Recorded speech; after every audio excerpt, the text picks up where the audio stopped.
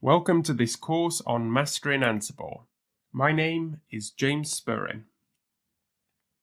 I'm an IT professional with over 15 years of experience working in a variety of technology fields, including internet technologies, automation, software development, enterprise storage, and Unix administration.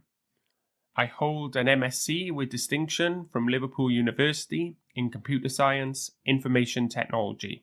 Professionally, I have done work for a variety of major organizations. These include Nomura, Goldman Sachs, Hitachi Data Systems, Dell EMC, and Virgin Internet.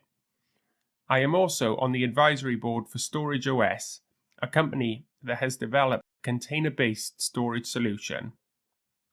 I am an active open source contributor, and I'm also the creator of XML Dataset, a Python library featured on the awesome Python list under HTML manipulation. Course overview. This course is split into 6 sections.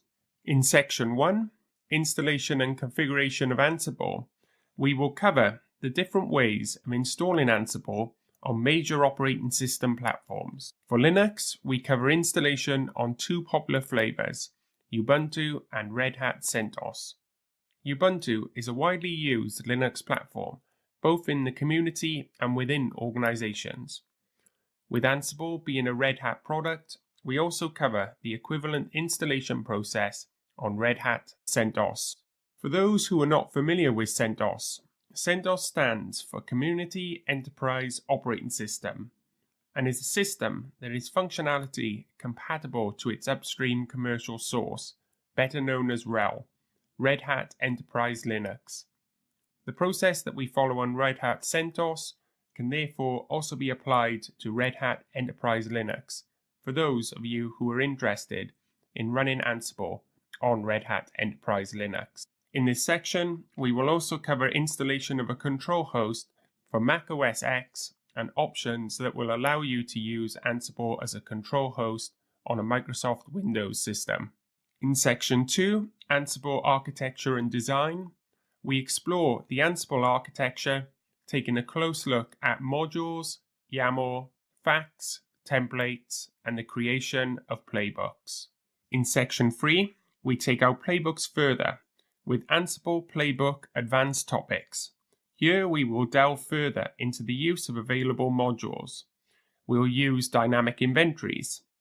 We'll look at parallel execution and asynchronous execution, conditional execution, task delegation, and magic variables.